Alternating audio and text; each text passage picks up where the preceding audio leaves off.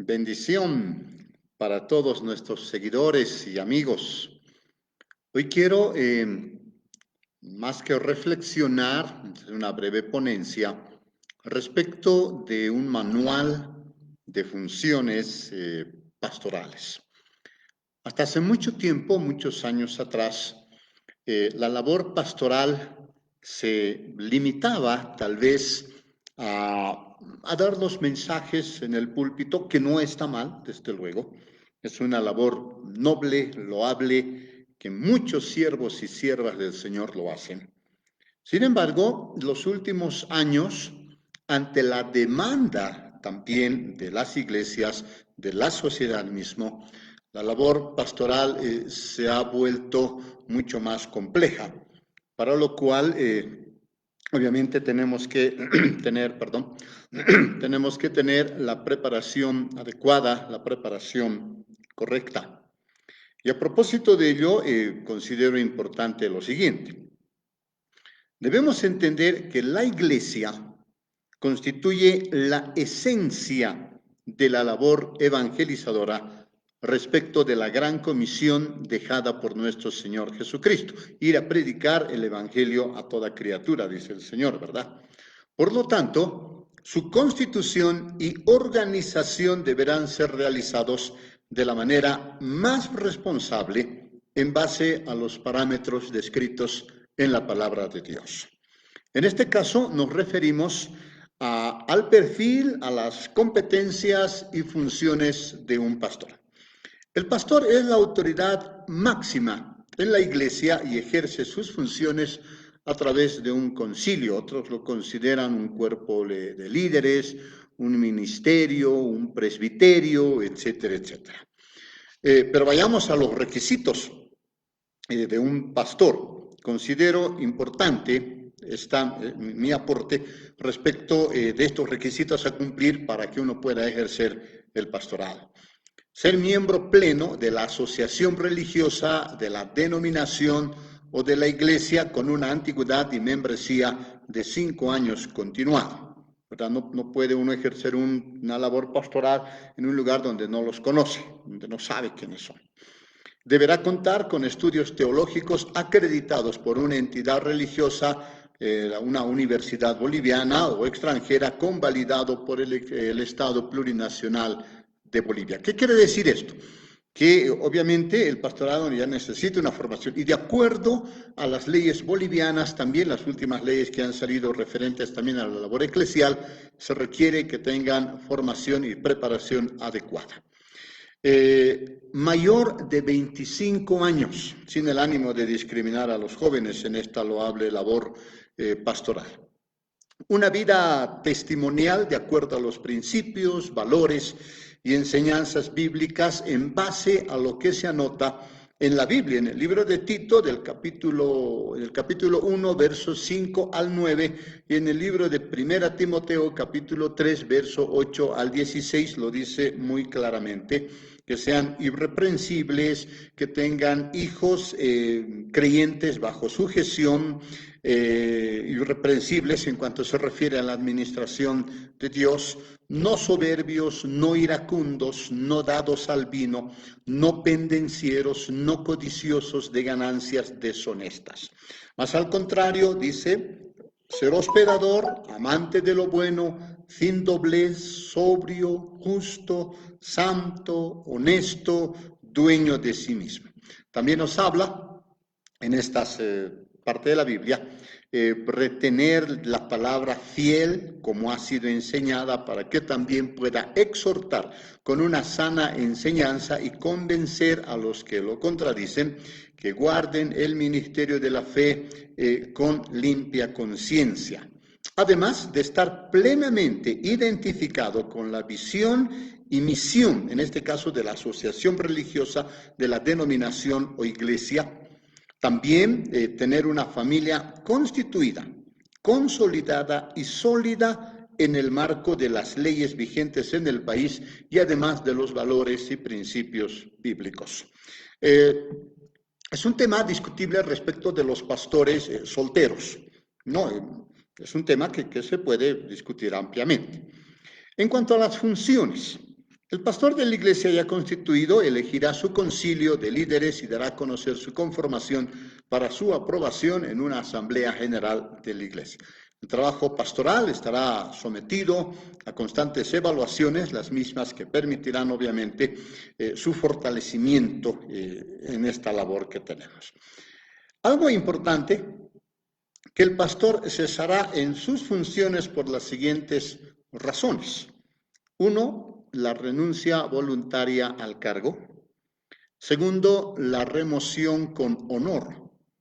Cuando el desempeño del cargo, a pesar de sus mejores esfuerzos, no logra satisfacer los niveles de eficiencia y efectividad necesaria para cumplir con las metas y objetivos de la iglesia.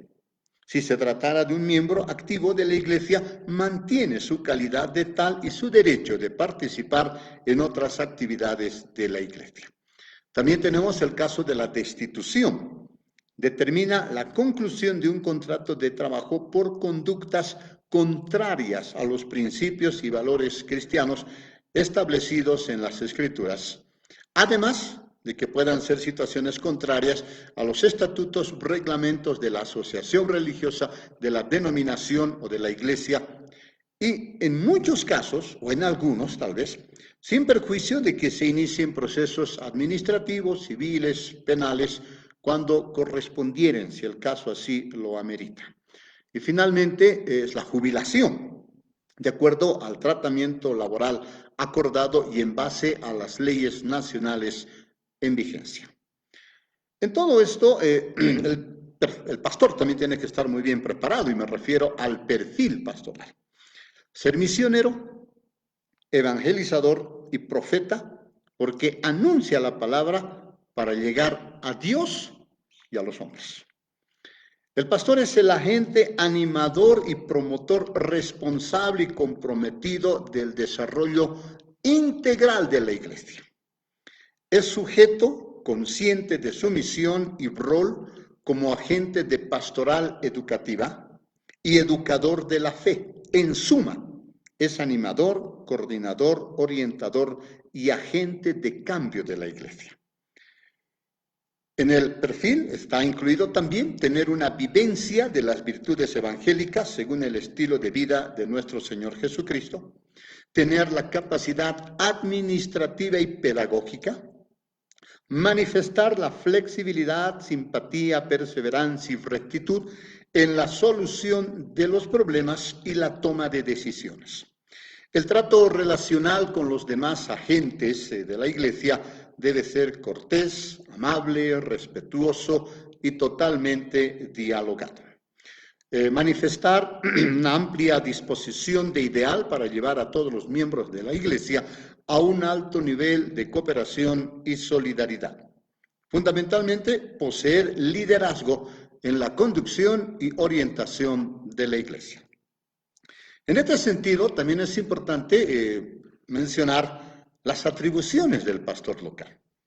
Velar por la ejecución de un plan operativo, normalmente son anuales estos planes, el cumplimiento de las funciones de los miembros del concilio, de los demás líderes, en fin, de las tareas administrativas y el oportuno aprovisionamiento de los recursos necesarios en coordinación con las diferentes áreas de la iglesia.